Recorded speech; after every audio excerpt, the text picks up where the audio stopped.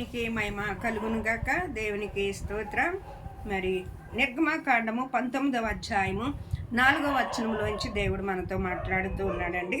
దేవుడు, నేను ఐగుప్తులకు ఏమి చేసితనో మీరు చూచి ఉన్నారు. మిమ్మల్ని గెద్దరెక్కల మీద మోసి నా యొద్దకు మిమ్మల్ని ఎట్లు చేర్చుకుంటునో మీరు చూచి ఉన్నారు. దేవాతి దేవుడండి, మనల్ని కూడా ఈ సంవత్సరం అంతటిని కూడా మరి ఆయన రెక్కల మీద మనల్ని మోసుకొచ్చాడు. ఆయన గెద్దరెక్కల మీద ఇశ్రాయేలు ప్రజలు నేను ఎట్లు మోసుకొచ్చానో మీరు చూచితిరి అని దేవాతి దేవుడు మరి వాళ్ళకే తెలియచేస్తూ ఉన్నాడు. మనల్ని కూడా గడిచిన సంవత్సరములన్నిటినీ కాసి కాపాడుకుంటూ వచ్చి ఉన్నాడు. ఈ 2025 సంవత్సరమును కూడా మన జీవితాల్లో ఎన్నో కార్యాలు, ఎన్నో అద్భుత కార్యాలు, ఆశ్చర్య కార్యాలు మన జీవితాల్లో కూడా ఆయన జరిగించుకుంటూ వచ్చున్నాడు. అనారోగ్యం వచ్చినప్పుడు స్వస్థత ఇస్తూ, ఆర్థిక పరిస్థితుల్లో చేయూతనిస్తూ, మన కుటుంబ సమస్యల్లో ప్రతి సమస్యలో ఆయన ఎనిదట్టుతూ మనల్ని బలపరుస్తూ మనల్ని కాపాడుకుంటూ వచ్చిన దేవునికి మనము కృతజ్ఞులై ఉండాలి. మనము కృతజ్ఞత కలిగి ఉండాలి. దేవునికి మహిమకరంగా మనం ఉండాలి. దేవుడు మరొక అవకాశాన్ని దేవుడు మనకు అనుగ్రహింపచేస్తున్నాడు. దేవుణ్ణి ఘనపరిచేవారుగా, దేవుని మహిమపరిచేవారుగా మనం ఉండాలండి. సంవత్సరాలు గడిచిపోతూ ఉన్నాయి, కానీ మన హృదయము ఎలా పడితే అలాగే ఉంటుంది, కానీ మార్పు అన్నది చెందట్లేదు. మన హృదయంలోనికి దేవుడికి చోటు ఇవ్వలేని వారిగా మనం ఉంటూ ఉన్నాం. మనము దేవుని పక్షాన మనం ఉన్నట్లయితే దేవుడు మనల్ని ఏ రీతిగా నడిపించగలుగుతాడండి. ఆయన గెద్దరెక్కల మీద మోసుకొచ్చినట్లుగా మనల్ని ఈ సంవత్సరం అంతటిని నడిపించుకొచ్చాడు. నీ ప్రతి పరిస్థితిని విడిపించుకుంటూ వచ్చాడు. నీ ప్రతి పరిస్థితిని నడిపించుకుంటూ వచ్చాడు.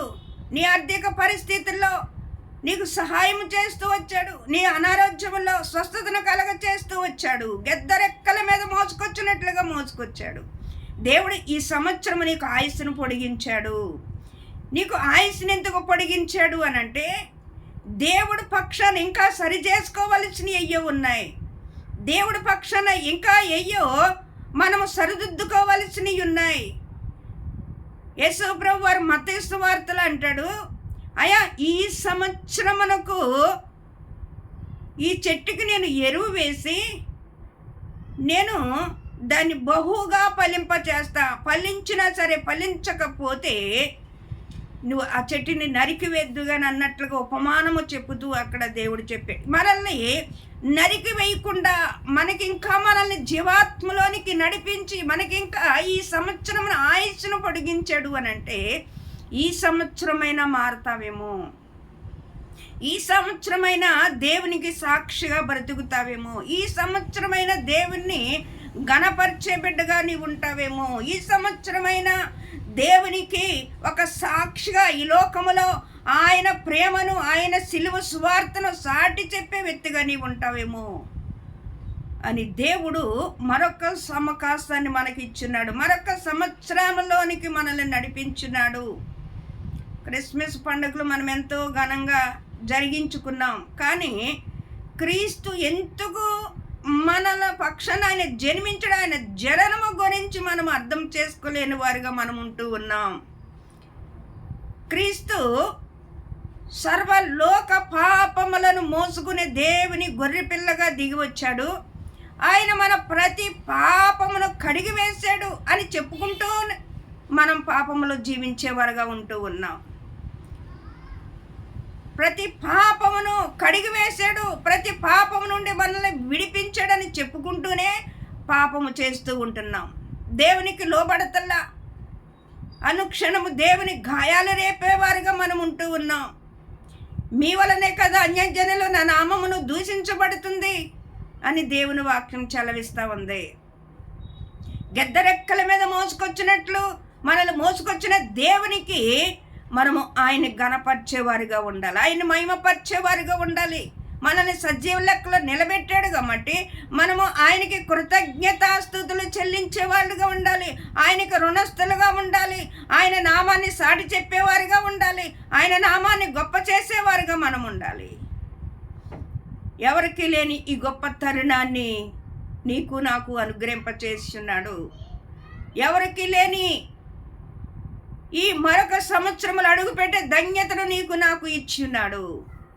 ఈ సంవత్సరము మళ్ళీ మనల్ని ఆయుష్ను పొడిగించి మనల్ని ఈ నూతన సంవత్సరంలో ప్రవేశపెట్టి ఉన్నాడంటే దేవుని మనము గణపరిచి మహిమపరిచే వారిలాగా మనం ఉండాలి.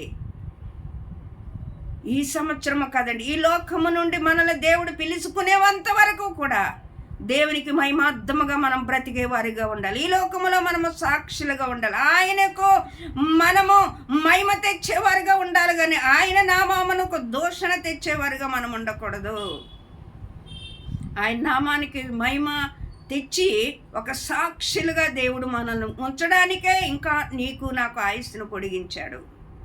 ఇంకా ఏమున్నాయో సరి చేసుకోవలసినవి, సరిదిద్దుకోవలసినవి ఏమున్నాయో, మనలో ఇంకా ఏ బలహీనతలు ఉన్నాయో, దేవుడు ఇంకా మనకు ఆయుస్సును పొడిగించాడంటే ఇంకా మన ఇల్లంతటిని మనం సగబెట్టుకోవడానికి, మన హృదయాన్ని మనం సరి చేసుకుంటానికి, మన ప్రవర్తన అంతటిని సరిచూసుకుంటానికి దేవుడు మరొక అవకాశాన్ని మనకి ఇచ్చి ఉన్నాడు. ఈ అవకాశాన్ని మనము పోగొట్టుకోకుండా మనం మారు మనసు పొంది దేవుని అంటకట్టబడిన వారిగా మనం ఉన్నట్లయితే, దేవుని అడుగుజాడల్లో జీవించేవారిగా మనం ఉన్నట్లయితే దేవుడు మనకి దీర్ఘాయుస్సునిస్తానికి ఆయన సంసిద్ధంగా ఉన్నాడు. దేవుడు నిన్నెంతగానో ప్రేమించి మరొక్క సంవత్సరంలో అడుగుపెట్టే కృపను దేవుడు ధన్యత నీకు నాకు అనుగ్రహింపచేసి ఉన్నాడు. ఈ ఇచ్చిన ఈ జీవితము, ఈ ఆయుస్సు మనకు పెంచిన ఆ దేవాతి దేవునికి మనము మహిమార్థముగా ఈ లోకానికి వెలుగుగా సాక్షులుగా ఉండటానికే దేవుడు మరొక అవకాశాన్ని మనకు అనుగ్రహింపచేస్తున్నాడు. కాబట్టి దేవుడు మనలందరినీ కూడా సజీవుల లెక్కల్లో నిలబెట్టి ఇంకా ఆయన పని కొరకు వాడబడటానికి మనమందరము కూడా ఆయన బిడ్డలుగా మనం జీవించి ఆయన కొరకు బ్రతికేవారిగా ఉండటానికి దేవుడు మరొక అవకాశాన్ని మనల్ని అందరికి అనుగ్రహింపచేసి ఉన్నాడు. మనము కృతజ్ఞత కలిగి ఆయనకు మహిమార్థంగా మనం జీవిద్దాం. దేవుడి కొద్ది మాటలు తన ఎన్నికల్లో దీవించునుగాక.